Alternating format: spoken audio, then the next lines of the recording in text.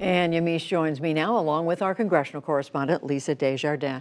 Welcome to both of you. And Lisa, I'm going to start with you. Both Republicans and Democrats are claiming victory here. What do we know about who got what they wanted? Right, there's a lot of spin and there's some truth to what's going on tonight. Let's talk first of all, the big ticket item was of course the wall, as Yamiche reported, $1.375 billion. She's going to talk a little bit more about that. Democrats like to point out that's just a little bit more than Nancy Pelosi said she offered last year, $1.3 billion. But let's go to the more complex matter. That is these detention beds, or the number of detainees that this bill would fund. Let's start by explaining this, first of all, what the deal does. As Yamiche reported, it would fund 45,000 average daily detainees for a year. Again, that's the average population funding for a year. But Democrats say what they got out of that was a decrease from the current number of detainees in custody, average 49,000. So they say that's a shift down.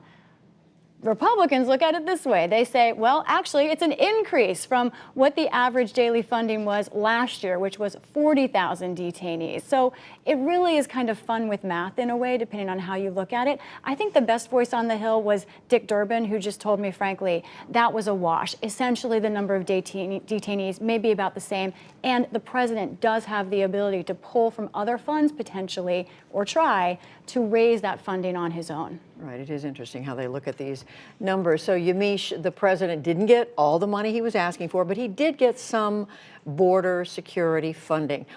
And yet he still has reservations. Why? The president ultimately wants to look like the biggest winner coming out of this, and he wants to keep that facade and that persona that he has, that he's the art of the deal writer, that he's someone who knows how to make deals. Central to that is this idea of the wall. The president is happy that he can say, I got about $1.4 billion for my wall, and Democrats are saying, well, he didn't really get any money for his wall. It's not, you can't go for concrete walls with this money. The president's saying this is the kind of argument I want to have, because a few weeks ago during the shutdown, the president said, you know what, I'll compromise with you. I'll change the materials for the wall that I want. Democrats said that's absolutely a non-starter. Now, fast forward a couple of weeks, that's exactly the argument that we're having. And the president is saying, I can now build steel slats. The other thing that's important, both sides seem to be mad about this. On the conservative side, you have conservative voices who are saying this deal is pathetic. It's an insult to the president. On the Democratic side and on the liberal side, I have activists that are texting me saying Nancy Pelosi said she wasn't going to give $1 for this wall, and now she is. Then the president is also looking further down the line and saying, if I don't get this money for the wall and all the money that I wanted, the $5.7 billion, I can sign this and then I can declare a national emergency and I can pull money from other areas. It's a little tricky of whether or not he's going to be able to do that, but that's what the president is thinking about as he weighs his options here.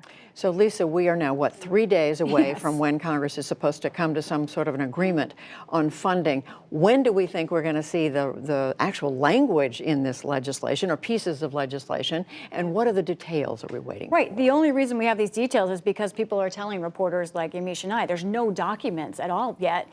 We believe that we should see the full bill tomorrow. It could be late tomorrow. So then you get to a point where you have 2 days until the deadline, until Friday. And Judy, this bill is an extraordinary bill. It is 7 appropriations bills all together. We're talking about 800 pages of legislation.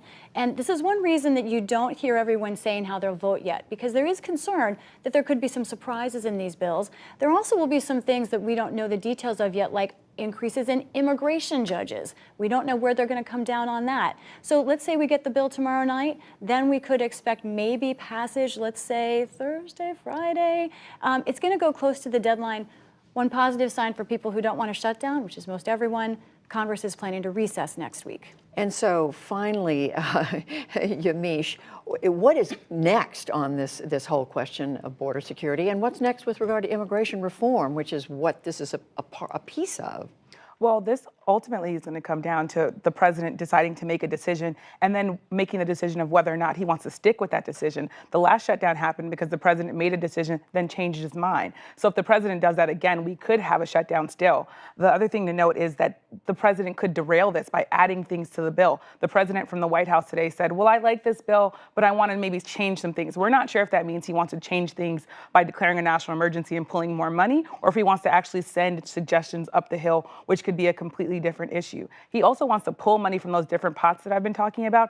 That could end up being challenged in the courts, and that could be tied up for months or even years. The other thing, you note the idea of these other immigrants. I went to a meeting with TPS holders today. A lot of them came from around the country today to lobby on the Hill and to also protest out. Temporary, Protected status, as I said, temporary protected status. These are immigrants who came to the United States because of hurricanes or natural disasters. They were in the Hill, they were at the Hill today and in protesting outside the White House. And they say, don't forget about us. We didn't want to be tied to the wall because we think that that's in some ways a political issue, but we have real issues here. We might be deported come June or July, and we need to figure out what's going to happen there. So I talked to a lot of people who are very, very worried about whether or not they're going to go back to countries that they don't remember anymore.